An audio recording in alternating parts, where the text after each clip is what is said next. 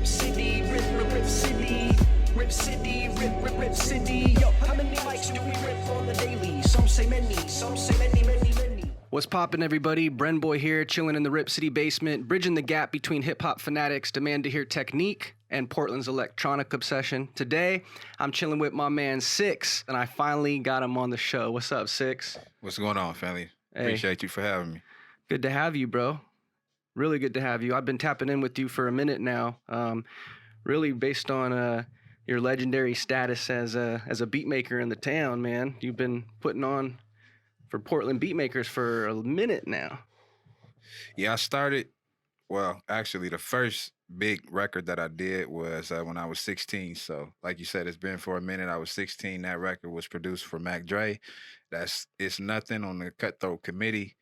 So that's really like my big start. I took a break after that. I was doing a lot of production. I had a group that was managed by Cool Nuts called Franchise. Okay. And so I was doing a lot of production for us. So that's really how my whole production kind of started. Like my friends was more like I used to just mess around and make beats all the time, but I wasn't really taking it serious. You know what I mean? It was just something that I like to do, just go downstairs with my dad and, have fun and cook up some stuff. But then my friends, while we have a group, they're like, we need to start using these beats. They're like, go make something, you know what I mean? So eventually, as time passes, I continue to make beats, and I end up landing that situation with Mac Dre, which came through my dad, because my dad produced 4 other records on the Cutthroat Committee. Yes. Right? Uh-huh.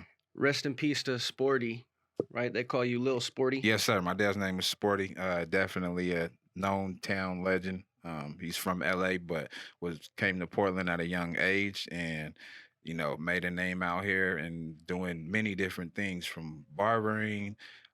He was a bassist. He played plenty instruments. Didn't he play in bands too? Yeah, he played in a few different bands out here. As far as the most recent, the band was called the Lab Rats, and they did a lot of live shows out here around Portland, and they put on for the city. Like, he's really a town legend. A lot of people know him. So rest in peace to my dad, Sporty.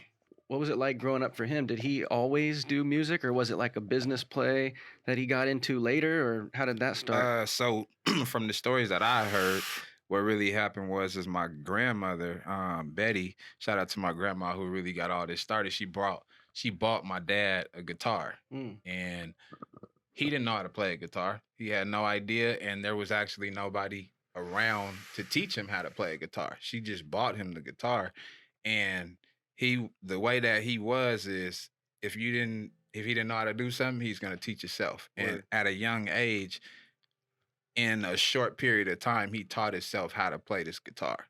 Wow. Like, my auntie says he was out on the porch or outside every day practicing and, trying to figure this thing out. And so, this is days of, you don't have YouTube, you don't have tutorials.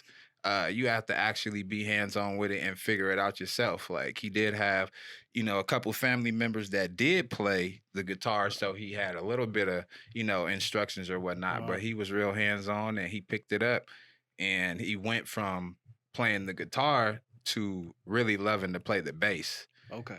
So bass guitar, but they're a little bit different, and so he picked up on that, and that's really what he became great at. Wow.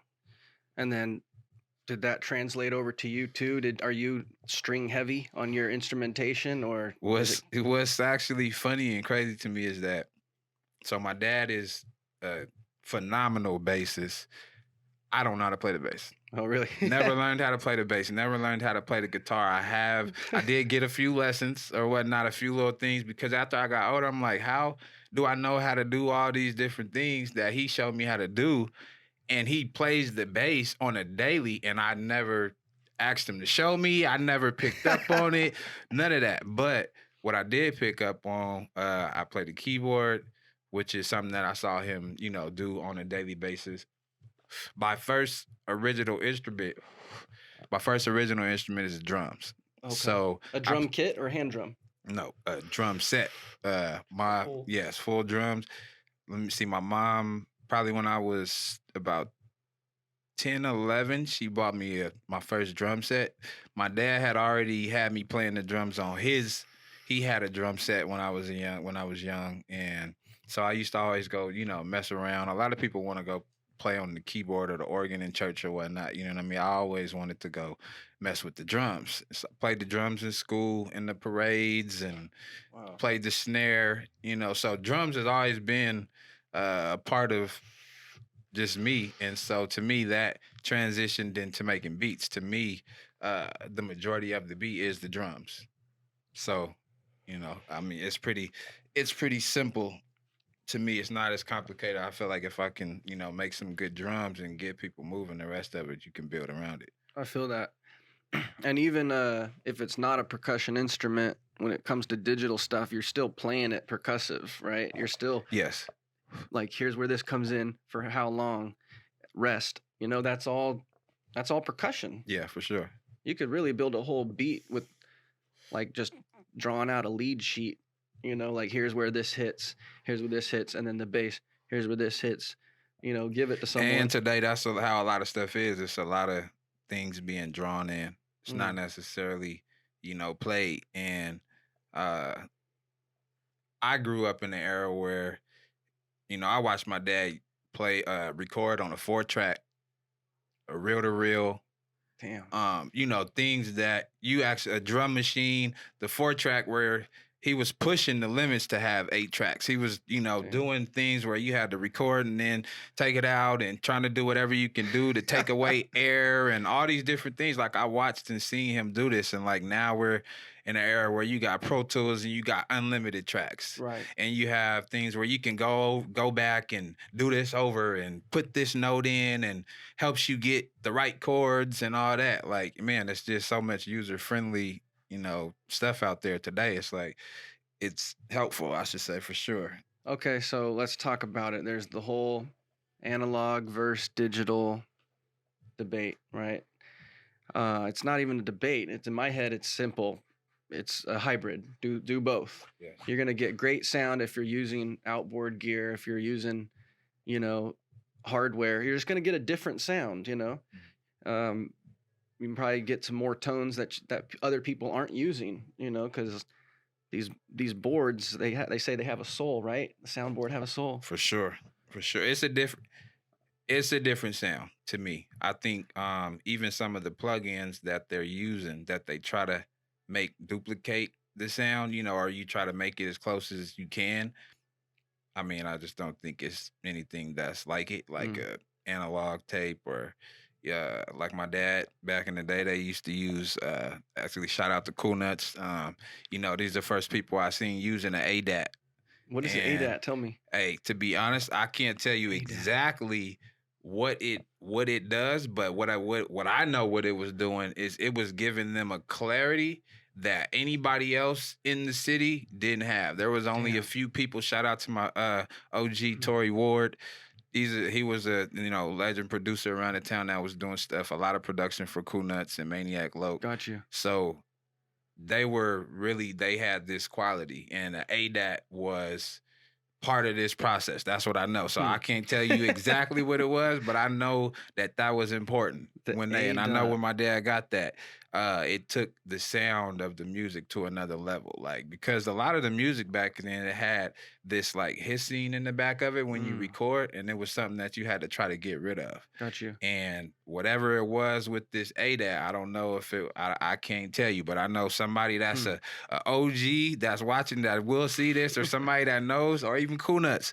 Yeah, they can, they can tell you that ADAT was official. If you had that, it was official. Cool Nuts, we need a response, man. Hit us up in the comments. What was this ADAT that Six is talking about, man? I'm curious. What was the significance of the ADAT, man? I know because Bosco used it. You know what I mean? This was serious. Cool Nuts probably still got the ADAT. No, 24. 24-bit, right? 16 versus 24. Damn, I'm stoned. Whatever you just rolled up, bro, got me lit. It's that cake crasher. Yeah. That cake crasher. Bro. I'm crashing the wedding and everything, bro.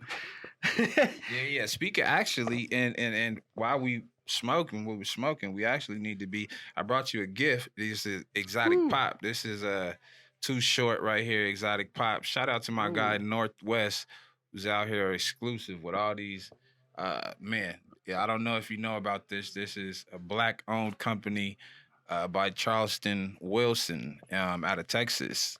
I got a And- Too Short pop. Yo, this is crazy. I got a Too Short soda in my hand. Short Dog strawberry soda. That's tight. Thank you, bro. I mean, you can make your choice. We gonna both drink one, and this is the Mac Dre bubble gum. I can say, rest in peace to the big homie, man. He blessed me, and I'm just happy to be able to years later to have a soda with him on it. Like it's crazy. crazy. But if he was alive, I feel like he would have had something like this too. So you know what I mean. Word. I gotta try that one, bro. I respect it Too Short. I want to try this one too. You but gonna do the Mac Dre? I gotta try that Mac Dre, bro. Yes, sir. Shout out to the whole Thiz camp. Yeah, that's tight. Yeah, Man. we gonna go Short Dog Strawberry. Shout out to Short Dog. I produced the record with Too Short on it too. Oh no way. What song was that? That's viral. Man, they went and shot the video in LA. Too Short in the video. You can look the video up on YouTube. It's called Viral. S Loyal featuring Too Short. So yeah, we got that popping, man. And I'm gonna pop this exotic pop one time for you, Short Dog. Let's pop it.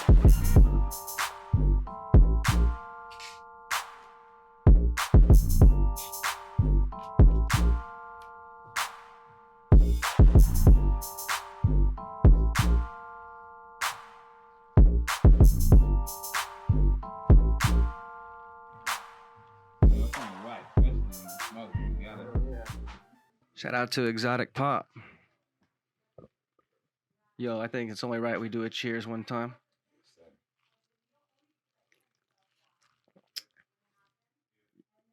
Yo, that what? See, the crazy thing is that it's actually good. It's not. I'm not playing. This is filthy good. Like, See, I ain't gotta say it. I ain't putting words in your Whoa. mouth. No, and hey, I'm an organic type of guy with the stress on the OR part, I'm so organic. So I don't really put no bullshit like weird sugary things in my body too often.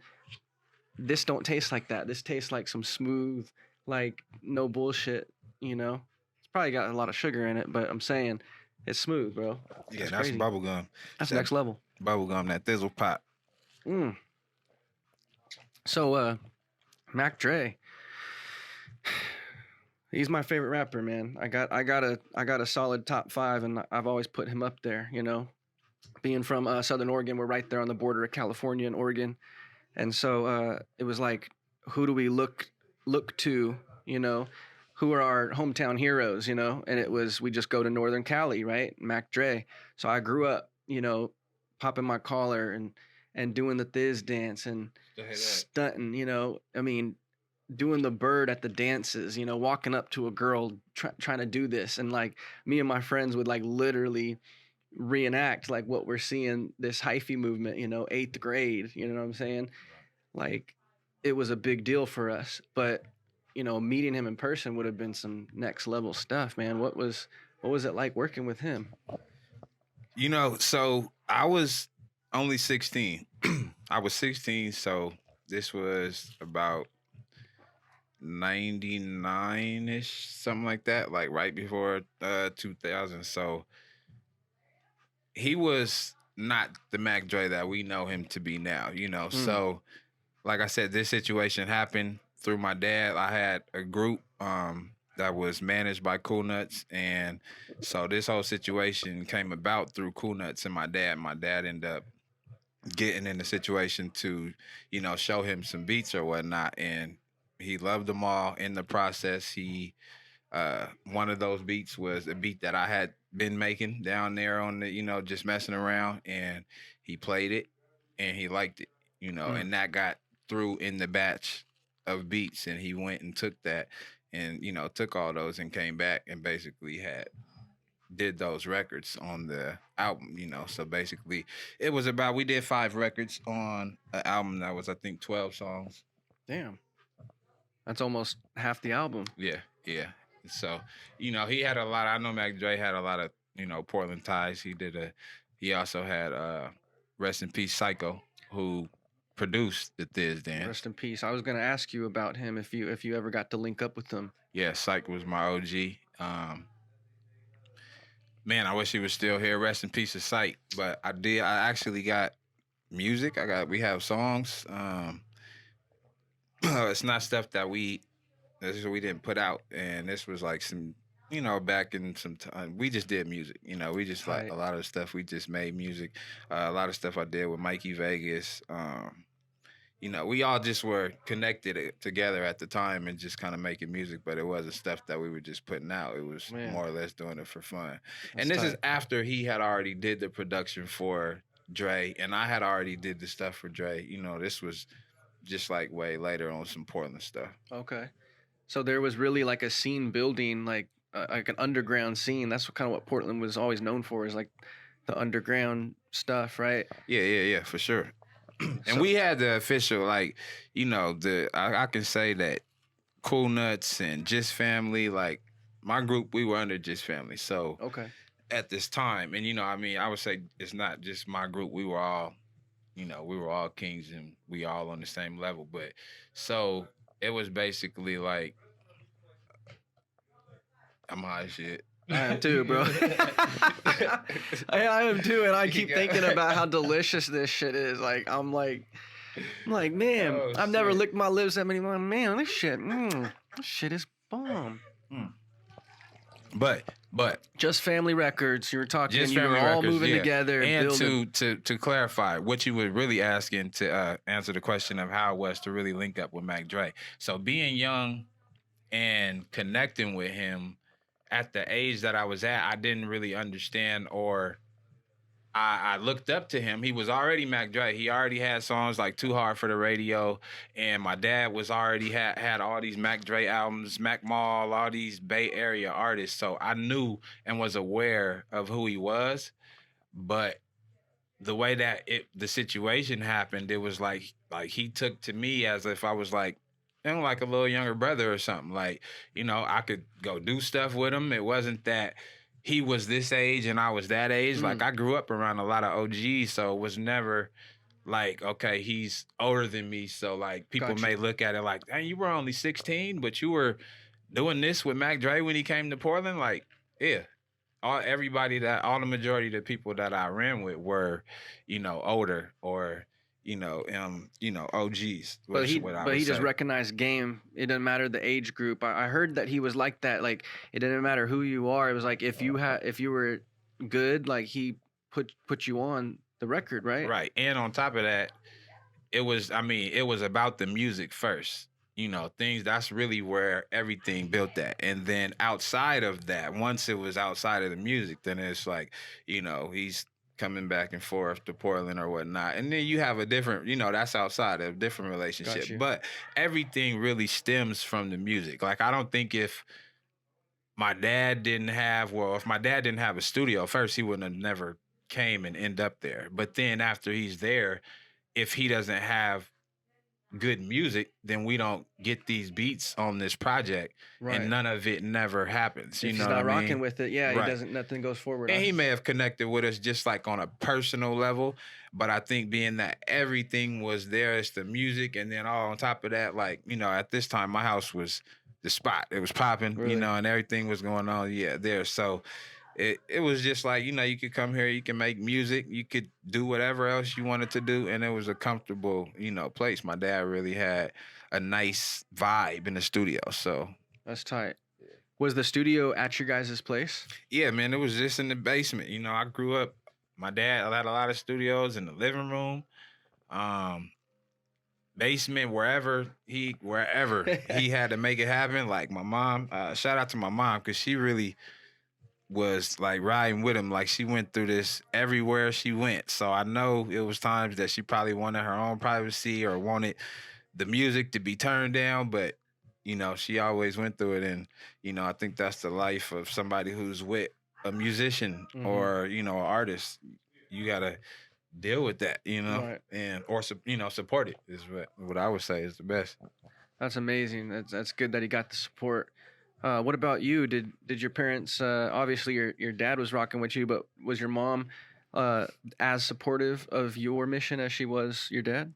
I was just talking about this. My mom and my dad are very supportive. Always been very supportive in everything that I've done. What's a trip is my mom used to actually help me write my raps when I was young. What?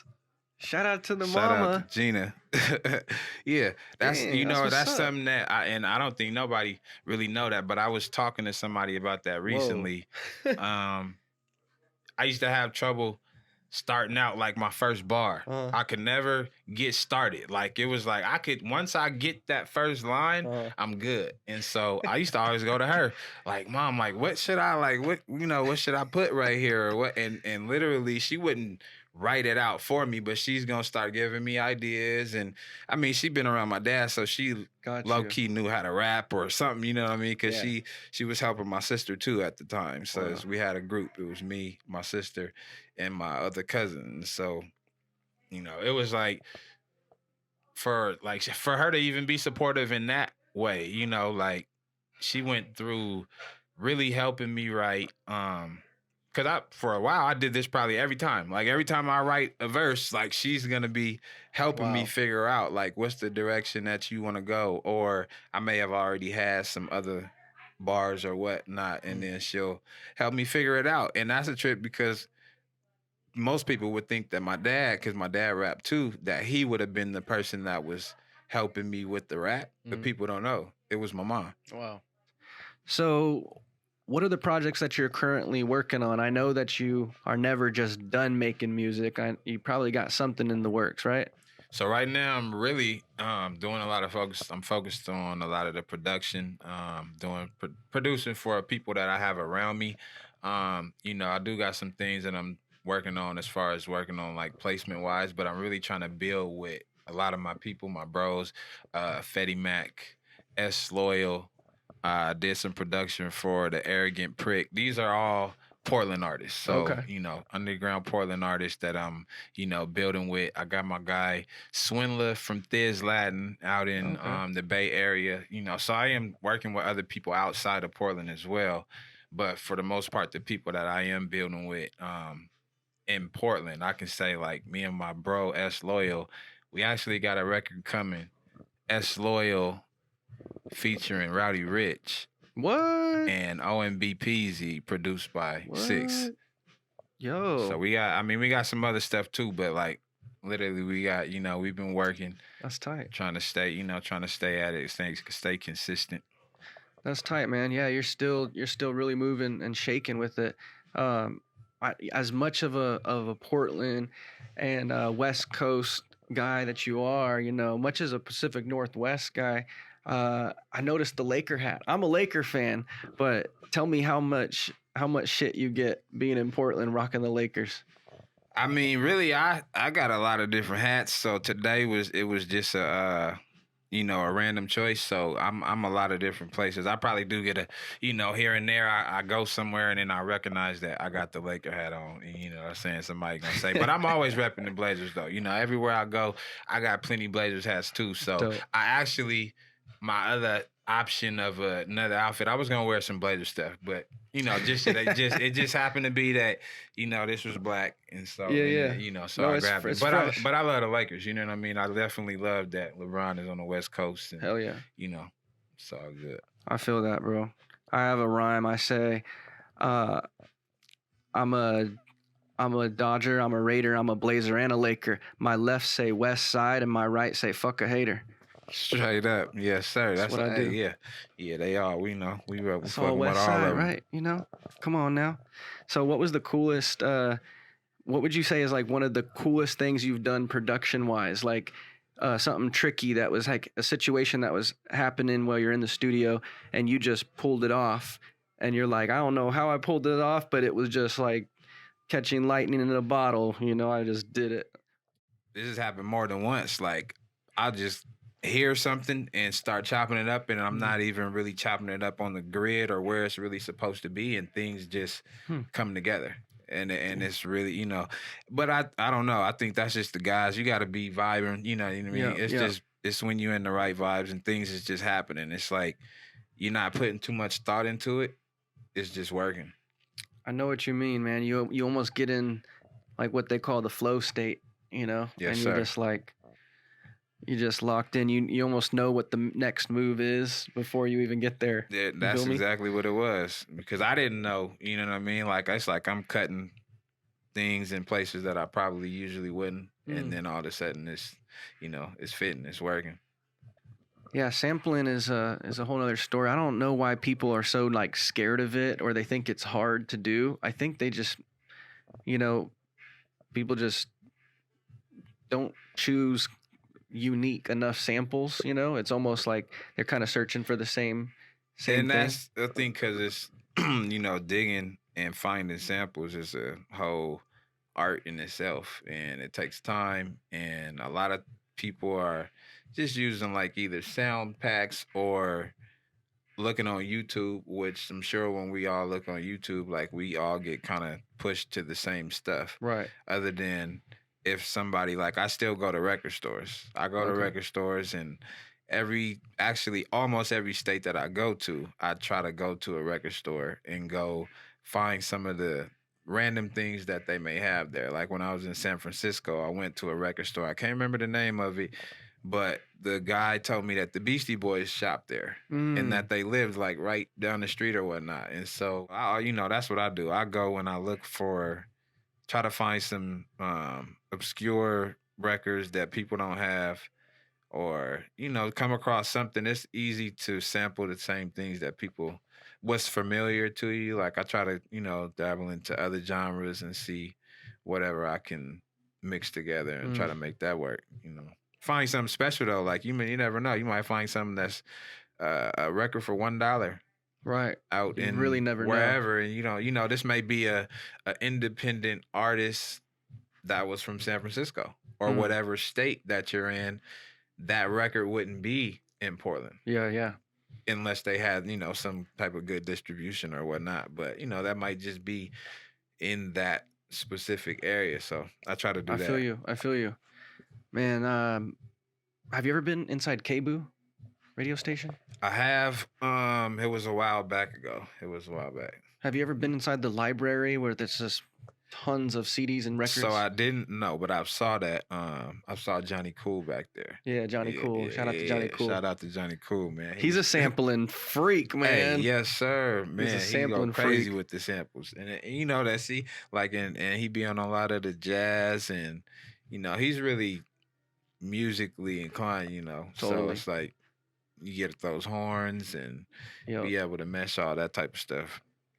So I like sampling, but I think another reason why people don't sample as well is going through getting the clearance, getting it cleared, which can be hard. a whole process. And I haven't even really went through anything of that, to that extent, because I haven't really landed like a situation with like a mainstream artist or anything like that. So I don't know exactly. I mean, I know what you would have to go through or what you have to do, to get the things cleared before you put it out, but not on like a Drake level or something like that. I feel you. It would be a different situation. Yeah. When you started this whole music journey, what was your vision? Did you say I want to be a rapper? Did you say I want to make beats? Was it what was like the ultimate vision that you had? So when I started rapping, I actually had transitioned from, I really love basketball. Like growing up, basketball was really what I did. Even though I played the drums and stuff, it wasn't my first love. Like my first love was basketball. And when I was probably like 16 or 17, and I had like the group that I had started, that's kind of what really got me to being more serious about music, because we started doing shows, and we were doing shows with Keek the Sneak, Andre Nicotina, Mac Dre, anybody you could think of, E40, like all these people. And so it showed me that, this is, you need to not just rap. Like our group was trying to be serious and really put out an album and, really go about it and be more serious about it. So that's what really got me, I would say, to be more focused and to say this is what I want to do. But even then, I really just wanted to be a rapper. Like I wasn't really focused on the production side of things. Like I said, the production part was more pushed from my friends. Got you. Trying to get me to like, man, keep doing this. Like, you're dope. You know what I mean? But so I gave that stuff a break, the production a break. And it probably for about like 10 to 12 years, I didn't do anything with production. I just rapped. For 10 to 12 years? Yeah. So I was already really rapping, but I really wanted to focus on rapping. Mhm. Like, making beats wasn't what I really cared to do. It was Really? just something that I like to do for fun, you know what I mean, So here and there. crazy. But I really wanted to rap, and I wanted to become this, you know, phenomenal rapper. And I know that with anything, you gotta really put all your focus into it and really Right. do it. You know what I mean? So As you know, with basketball, I mean, I played football, basketball, and baseball, but there's a reason why football and basketball aren't in the same season. You have to focus. You can't be really great at basketball while you're also running football plays on Saturdays. right. It's got to be, hey, for this chunk of time, I got to focus on this thing, right? And then if you accomplish it, you go to the next thing. But I see so many times especially in the town, right, where people they get mediocre at something, and then they're like, oh yeah, you know, I got a studio, $50 an hour. Right. And it's like, you just learned how to record yourself. You went out and bought a mic, and now you're like, come through. Hey, I engineer too. You know, it's like, bro, I went to school for music production. I don't even call myself an engineer. Like, I did that so that I know what the other person is. I know how to communicate really well. I'm sure you do too. Which is very important when you're in the studio. Sure. Right. It saves time, which saves money, you know, because most studios is by the hour. And how many times have you seen rappers waste time just not understanding the flow of the studio and how it's, you know, next thing you know, you're racking up a bill. Yeah, it's time. You gotta. I mean, it's important. I think as an artist, as a producer, just doing music, period, to be able to communicate and know what you want. For one, like, that's something that, you know, I've learned is that I don't just put my music in the hands of another engineer and just expect them to turn this into Right. something without them getting my vision and my idea. And then I just want them to take their expertise and put that on what I'm telling them. You know what I Right. mean? Because that's really, I already, anything that I do, I already see the vision Got before it's even done. You know, I just know that, like you, I wouldn't call myself an engineer. I record and I do, you know, things like that. But I know that there's levels to everything. And so what I know about engineering and stuff like that, it's like, I know enough to, Right. you know, do things or whatnot, and to basically communicate it properly to him. And we're going to be able to, you know, ride through this smooth. And Right. I can let him know exactly what I want, and he can do it, you know, fast. That's tight. So what are you currently doing now as a rapper? Are you rapping over your own beats, or what? So that's really, everything is, man, I think everything is about timing for me. So when I had already kind of like took a break on just rapping and stuff. Like, I used to put out a lot of mixtapes. Like, I used to put out mixtapes all the time, and that's really how I was getting my buzz around the city. And this is more around the time though when you was, you know, you press up all these CDs and we be out, you know. And I was always like a, you know, pretty known person from That's just tight. me from school or just from my dad and stuff like that. So I was getting my music out and buzzing, but I actually just kind of took a break.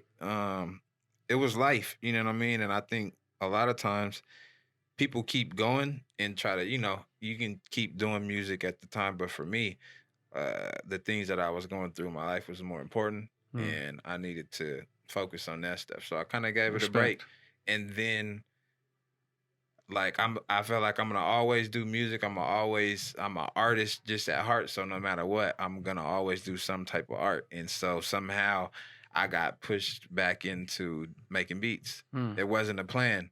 It was just like, all right, you're not making songs, and you're not. Well, I was always making songs because I got plenty songs at home. Like, I'm always working on the craft, but I wasn't putting in I used to really, really, really like, you know what I mean? Like Like you put used to all put the him out, right, you know. right. That's the thing is like, you know, sometimes when people will say, um, oh, you're putting a price tag on your art, you know, how do you really judge that? Like, is it like $100 a bar? Is it $100 a word? Is it, Right. you know what I'm saying? Like, how do you really judge you know, it's like you can't.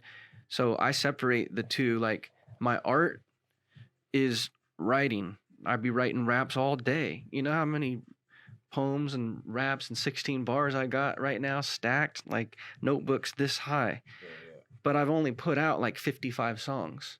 I've only put out and put a barcode on it and put it out for distribution. So the products are the products, right? But the art, I just do that regardless. And it Mhm. sounds like you're going to do it regardless. Yeah. If you're going to make product, go out and make a play or not, you're still going to do your art. Yeah, I'm gonna always do music. Like I'm gonna definitely be, even if it's, being behind the scenes of music. And like as I've got older, like I even think like that may be not my only focus, but it may be something that I do, like, working, helping develop another younger artist and, Right. giving them all the knowledge that I've acquired and that I've put my own hours into. But, I would love for somebody to had did that to me. Like, I mean, I did get it from my dad and then I do get it from other people, but I'm just saying like, man, for somebody to just show you all these different things and Right. like, so that's something that I definitely want to do. I don't know who that artist might be or when that might happen, like, I mean, but I definitely feel like I have something to offer to give. I'm gonna give it to my son for sure, Respect. though. To my kids, like, they definitely gonna get it, but that's like a given. But I want to give it to somebody else that has no attachment to me right now. Word. I respect that a lot, man. That sounds really cool. Yeah, like we were talking about before we started rolling, one of the elements in hip hop, you know, a lot of people think hip hop and they just think rap, you know, but there's 5 other elements and one of those elements is knowledge, you know, it's social consciousness. And I think in the community of hip hop, that knowledge is almost like experienced and then passed on. And you know, like and hip hop's so new that there hasn't been that many generations. You know what I'm saying? So even like you passing on the knowledge is like it's almost like direct from source. You know what I'm saying? Because there really was not. You know, you were kind of a part of that. You know, I guess they would call it like the golden era, right? Part of the late '90s. Yeah. You know, or the '90s period. Yeah, and I think like me growing up around my dad is what kind of helped me be able to receive the music that did have the substance and the knowledge in it. Because growing up in the '90s, it's easy to get pushed to all the gangster music that didn't necessarily have.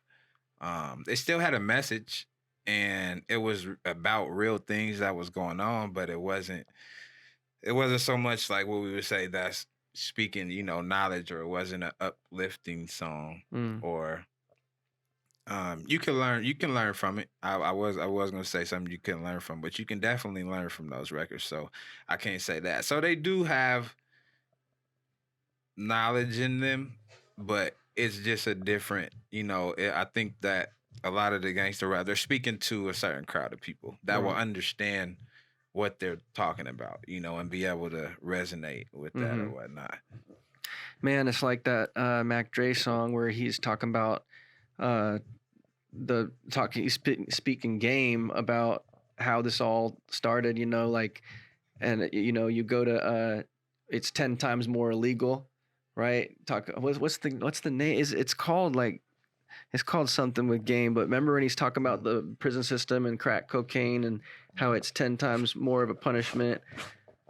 Yeah, he's What is the also, what's that? He's I kicking don't know knowledge, even the though it's like some fly shit. yeah, he's also, that's one thing about him is like he's telling real life stories, and they're really coming from real situations. So there ain't no like he's not glorifying things as well as he's telling you. These are just life situations that we're kind of as young kids, we're put into these. You know, we're growing up in these neighborhoods where it's all these different, you know, drugs and guns and whatever. You know what I mean? Like, so you're kind of somewhat pushed into these situations or whatnot sometimes, and yeah, he just reflect on them, and he's telling you in a fly way that's making you be able to almost feel like it's not knowledge being spoken to Word, you. You know word. what I mean? But It's it not is too though. But it's preachy, that you know? exactly. So that's, I mean, to me, I think that was a key of what really made him dope.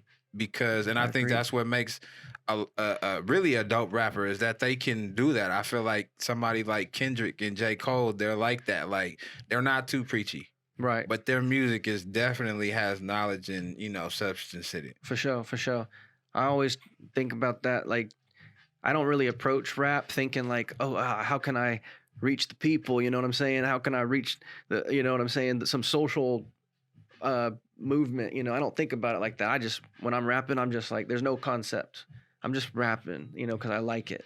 And then whatever bars I place together, I place them together. But, you know, when I'm like actually forming the album and like, you know, kind of selecting what, you know, when I am structuring, I do think like I want to speak like messages of love and peace and high frequency living, you know, but disguise it as player poetry, because the people who need to hear that are not people who are already zenned out. I It's agree. people who they speak this language because they're really with it. You know what I'm saying? Right. So you almost have to speak to the language of the people you're trying to reach, but you got to speak it fluidly if you want to get a message. Because if you come in looking like a square bear, people are quick to shut that down. They're like, "Who is Right. this? What's he talking Right. about?" Yeah, and sometimes you got to disguise it, or you might have to come in with another record. Like, I think, for an example, I think when Kendrick first came out, he came out with like swimming pools or something like. Right. And it's like sometimes even the beginning of the record or the hook may be this vibey hook, but the verse may be really talking about something. Mhm. So it's a balance. You know, it's like you basically can kind of sneak some substance in there, Mhm. but from this hook, it makes you feel, you know what I mean? They're talking about drinking, smoking. You Right. almost forget that what he's talking about in the lyrics, that he's really telling you something. So to me, that's what makes a person dope. That's a good blend. Yeah. One of the things that makes a person dope. I can dig it. Man, it's been great chopping it up with you. I'm hella excited to finally sit down and meet with you. I think we've been connected on Instagram for a couple years now, if not more. Yes, sir. But and so I've definitely tapped in. And I wanted to talk about the videography, bro. Your edits are so saucy. Appreciate you, man. No, I'd be like, because you know I shoot with some pretty tight people, but I'm like a fan of it. You know what I'm saying? Thank you. So Thank you. I'm like, yo, everything you're shooting is clear, as it's super clear. But I remember when I asked you, and you said you're shooting on an iPhone, right? Yeah. Everything. So until just now, just recently. So some of the stuff that I've been doing, I just started using a drone. So that's not, but I'm still, everything that everything that I shoot with the drone is going straight to my phone, and then I'm editing it all on my phone. So it's not exporting it and putting it in a different program. And it's not that I might not ever do that, but right now, up until now, so the company is called Sporty Vision. And so yeah, the whole niche is to do everything on my phone. Tight. So, you know, I pull up and do your behind the scenes or a highlight video, or, you know what I mean, whatever it is that you need shot. I just did a birthday party for my great grandmother who turned 95.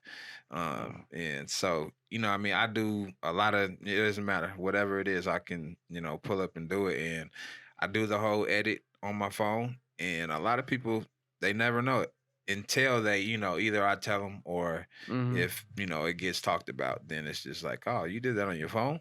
Yeah.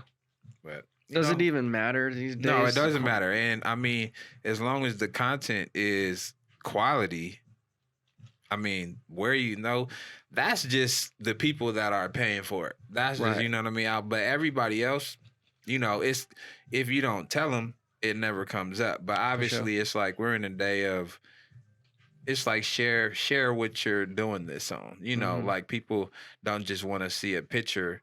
They want to see a picture, but then they're gonna ask you, "Would you take this picture with?" If it's something that's really nice, people want to know. Maybe they want to go buy the same thing, Right. or stuff like that. But like, yeah, I appreciate that on the edits because I really kind of just started out just doing my own stuff on my phone. Like, I travel a lot, so when I was going places, I just like Venice Beach. I just pull my phone out and start, recording some stuff. And then as I was just editing it, I'll show it to people, and people would be like, "You did that on your phone?" Like, so That's what I said too. it's kind of so it kind of like turned into something out of nothing. Like I didn't never plan on doing this. I've always, like I said, I'm an artist, and I love the art of videography and music videos, but I always been the person on the other side. Yeah, Like, it's so crazy that you really wanted to be a rapper, but you just started doing all these other things while still rapping. You just got sucked in, huh? And now it's like almost to the point to where I'm gonna be doing.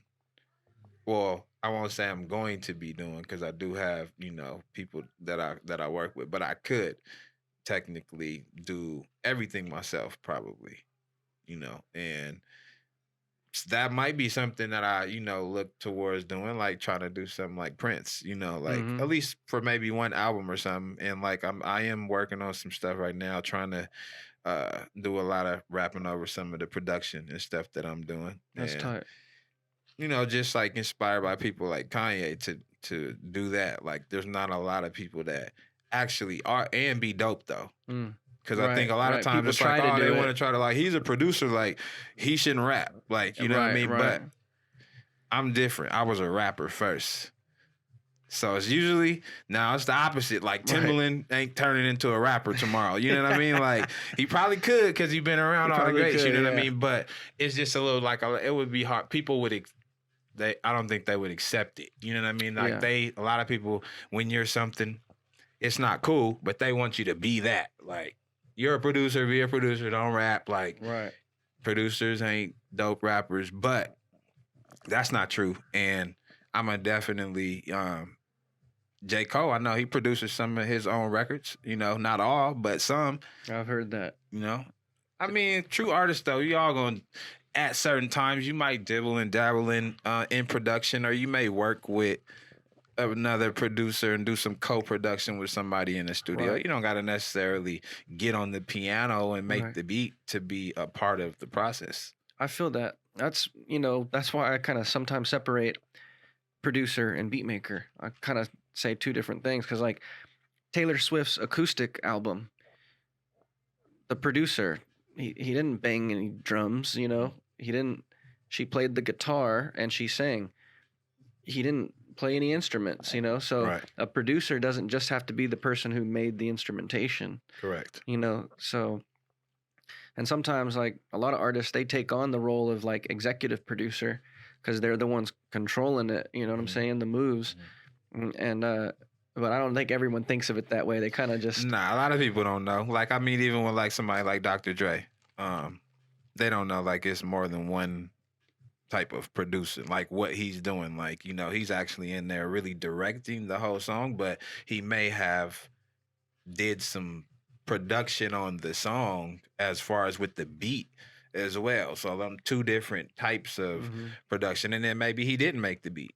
Maybe he only had, some input on, this may have been done by one of his other producers that's in his camp. And then he did the directing of the whole song. Like he put the whole song together. He probably mixed it and, put, really did the full production of the record. Yeah, there's so much behind the scenes stuff that people don't realize and there's no reason for them to know, but there's so much like science behind it, it's definitely the forefront is art, but the back end is a science, Yeah. It's a lot of work. They doing a lot of work. A lot of the people behind the scenes that don't get as much credit or acknowledgement, like they do a lot of work to help make these records and these songs that, people hear that's going selling millions of records. And I mean, you know, a lot of these producers sitting at home cooking up these vibes by themselves before these artists get it. Mm. And then, you know, not taking anything away from the artist, because it takes for you guys both to mesh to really make this song be this. But Right. like I'm saying, like a lot of times these are vibes that are really created by these producers that might be in his house, in his apartment. For real. You know, like me, I'm, you know, sitting in an apartment cooking up every day, That's or tight. as much as possible. Yeah. Okay, a couple more questions. As far as gear goes, what software, what hardware are you using? Tell me a little Man, bit. so I actually I feel like I'm the same way with production. I jump around and use a little bit of everything. I know how to use everything, like just the same as with when I record. Like sometimes I record in Pro Tools, uh, recorded in Logic, GarageBand. You know, just like to me, they're all the same. You can track anywhere. They're all the you know? same. You know what I mean? And yeah, basically, if you know, you're gonna take your tracks, your stems, and send them to your engineer or however that Right. you know goes. So yeah, but for the most part, like I have been making some stuff also with one of my friends on the Ableton Push. So it's like you know, Fruity Loops. A little bit of everything. Yeah. So I jump around. Like I said, I do a lot of sampling and stuff. So, you know, we keep the record player close. Cool. And you know, some of my friends is working on, like, you know, we're doing co-production, and somebody may have the machine, and I may be over here on Pro Tools. And because I was doing when I first started back on the production, I was making a lot of beats in Pro Tools. Oh, and really? so a lot of people was like, man, that's not one of the easier DAWs to make beats in. No, it's you know, not. like it's Great a lot for of editing. people would, a lot of people with most for beats. I would probably say most people are on Fruity Loops. Like, and to me, that's like it's user friendly. I remember when Fruity Loops first came out. That's probably like I don't know. I feel like I might have been like 12 or something. And I remember when I first used it, I made a beat on it, and my dad was like, "What is that?" Damn. Like, you just made a beat on the computer? Like, you ain't have no keyboard, nothing? Because there wasn't no MIDI keyboards at this time. This was really the same way how they do it. Like, you had to just click it in or whatever. But, yeah. And so, but then that was way back then. And I was like, I knew that Fruity Loops was something, though. But my dad looked at Fruity Loops like, what? This? Nah. That's crazy. You know what I mean? This was like some toy, some fake, like okay, they helping them make beats now. You know what I mean? Like, yeah, it wasn't nothing compared to the stuff that he had, but it was the future. And I mean, literally, like now we to the point to where this is one of the main DAWs that some of these hits are being made on. Yeah, it's wild, man. Some of those. I like a mix. I'm an Ableton guy. I just love having those two. I got the linear view, but then I hit the tab button and boom, I'm in grid view. So that's the only one I haven't worked in. A lot of my people, they do work in Ableton, so I've sat close and seen it, but I've never really worked in Ableton. It's just fun because there's like, you see how there's like all those scenes that you can record into, and then you can like switch the scenes around and play them. So you don't really have to like put anything there and commit to it. You're just kind of like testing. Okay, you know? That's dope. Like, let me see what this scene sounds like with this scene. Oh, let me see, pull this one, add this to it. No, that doesn't sound good. You know what I'm saying? That's a dope element. I might have to really get into that, because like I said, I do got people that use it, but I haven't never really myself. But Pro Tools is still just is legendary for editing, man. Yeah, it's just so streamlined, you know. Yeah, like, cause I even cooked up some beats, a lot of beats in GarageBand. I use a lot of sounds that are external sounds and a lot of other virtual instruments and stuff like that. So, you know, Arcade and all these different, you know, Octane. So I use all those stuff. So it ain't even really like, it's like you just using the GarageBand DAW as just to make the beat in, you know, and then I'm using all these other sound kits or whatnot, you know. So yeah, you can cook up in anything, I feel like. Yeah, I feel that. Well, I want to say thank you for coming on the show and finally chopping it up with me. Yes, thank you for having me. What's the move as far as like where Can artists reach out to you and try to buy the beats, or do they come work with you in the studio? What's the deal? Yeah, so I mean, we can do both. I'm really very open. You can reach out to me on Instagram. I am 6. I answer all DMs all the time. You know, I try to get back as soon as possible or whatnot. But yeah, man, I'm open to, you know, working with people, and you know, the prices on the beats or whatnot, they vary. You know, it might, depending on, like I said, I'm always willing to work and see, you know, what people got going on. So you know, it might not even cost you. It just depends Word. on the situation, you know. So Respect. yeah, so yeah, feel free to, you know, reach out if you hear anything that's on my page, or, you know, I actually gonna plan on posting more beats and stuff like that. But like I said, I'm kind of doing a little bit of everything, working on the videos. A lot of people have been booking me to do stuff like, you know, doing a lot of the videos and stuff. Cool. So, you know, getting more into that. People talking about music videos now. So I think that's like the next thing. You know, I'm not gonna people want it, so it ain't like I can't do it. I know Yeah. I can do it. It's just something. It's just like the next phase. Right. So yeah. So I think that's where that's gonna go. But I plan on releasing a tape and dropping my own music videos. You know, produced by, you know. Actually, I think and for sure I'm gonna have my guy Northwest. You know, who supplying me with the exotic pop. Boom. He gonna be shooting the video. So yeah, we going up this year. We That's gonna what's make it up. happen. Man, next time we get you on the basement, I gotta have you come through and drop some bars for us. Oh yeah, for sure. Yeah, I definitely come with at least a 48, at least 48 bars. That's what's up. You know what I mean? Come burn it down for sure. All right, one more time. Where can we find you on Instagram? I am 6, and spell my name with a number 6. So IAM6 IX. Boom. That's right. Bridging the gap between hip hop fanatics, demand to hear technique, and Portland's electronic obsession. This is the Rip City Basement. My name is Brenboy 6, aka Lil Sporty. Yes, sir. Catch you guys next time. Rip City Basement.